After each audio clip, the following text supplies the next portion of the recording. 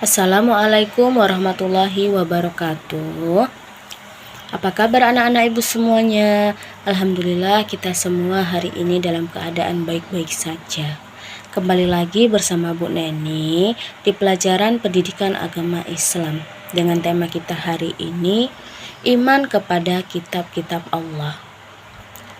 Iman kepada kitab-kitab Allah Subhanahu wa Ta'ala berarti kita mempercayai bahwa Allah Subhanahu wa Ta'ala menurunkan kitab kepada para nabinya sebagai pedoman hidup umat dari nabi tersebut. Kitab-kitab itu berisi tentang perintah, larangan, janji, dan juga ancaman. Kitab-kitab tersebut merupakan firman Allah Subhanahu wa Ta'ala berupa wahyu yang telah dibukukan. Anak-anak ibu yang sholih dan sholihah, beriman kepada kitab-kitab Allah Subhanahu wa Ta'ala berarti kita harus mempercayai dengan sepenuh hati bahwa Allah Subhanahu wa Ta'ala menurunkan kitab kepada para nabi sebagai pedoman hidup umatnya. Kitab-kitab Allah Subhanahu wa Ta'ala yang wajib diimani ada 4, dan kita harus meyakini dengan sepenuh hati bahwa Allah Subhanahu wa Ta'ala menurunkan kitab-kitab kepada para rasulnya. Dan kitab-kitab itu yang pertama adalah Taurat. Taurat adalah kitab Allah Subhanahu wa Ta'ala yang diturunkan kepada Nabi Musa alaihissalam sebagai pedoman hidup Nabi Musa beserta umatnya. Kitab Taurat berisi tentang hukum-hukum syariat dan juga akidah yang berlaku pada saat itu. Kemudian yang kedua adalah Zabur. Zabur adalah kitab-kitab Allah yang diturunkan kepada Nabi Daud alaihissalam sebagai pedoman hidup Nabi Daud dan juga umatnya. Kitab Zabur berisi tentang peringatan, nasihat, dan beberapa hikmah. Kemudian yang ketiga adalah Injil. Injil adalah kitab Allah Subhanahu wa Ta'ala yang diturunkan kepada Nabi Isa alaihissalam sebagai pedoman hidup Nabi Isa alaihissalam dan juga umatnya. Kitab Injil berisi tentang penjelasan kebenaran, ajakan tauhid, menghapus sebagian ajaran di kitab Taurat, dan juga kabar gembira akan datangnya Nabi terakhir, yaitu Nabi Muhammad Sallallahu Alaihi Wasallam. Kemudian yang keempat adalah Al-Quran. Al-Quran adalah kitab Allah Subhanahu wa Ta'ala yang diturunkan kepada Nabi Muhammad SAW sebagai pedoman untuk umat Islam. Al-Quran merupakan kitab terakhir yang diturunkan Allah Subhanahu wa Ta'ala untuk menghapus kitab-kitab terdahulu beserta ajaran-ajarannya. Anak-anak ibu yang sholih dan sholihah, ajaran yang terkandung di dalam Al-Quran berlaku sampai hari kiamat.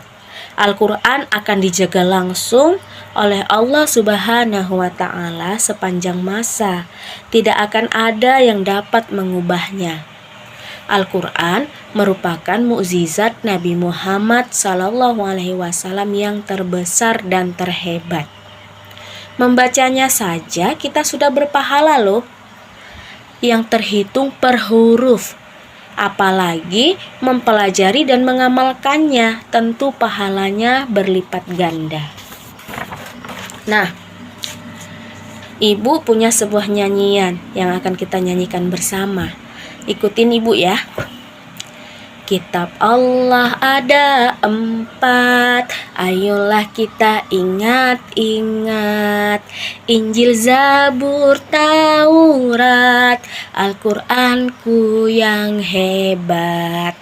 Taurat Nabi Musa, Daud dengan Zaburnya. Injil bagi Nabi Isa, Al-Quran pedoman kita.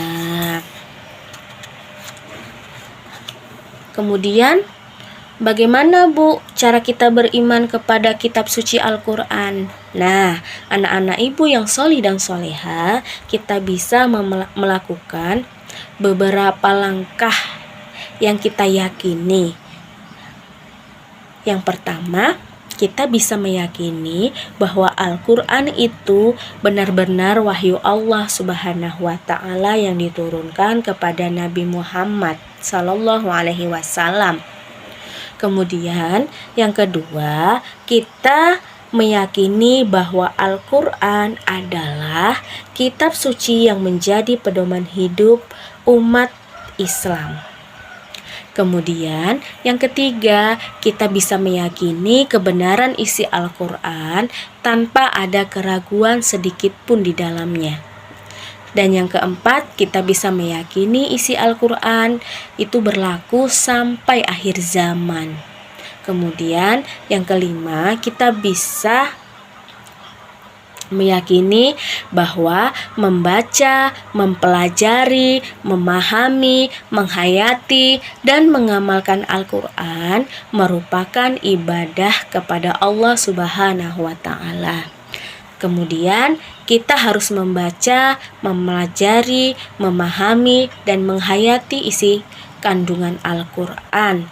Dan yang terakhir, kita harus mengamalkan ajaran Al-Quran dalam kehidupan kita sehari-hari.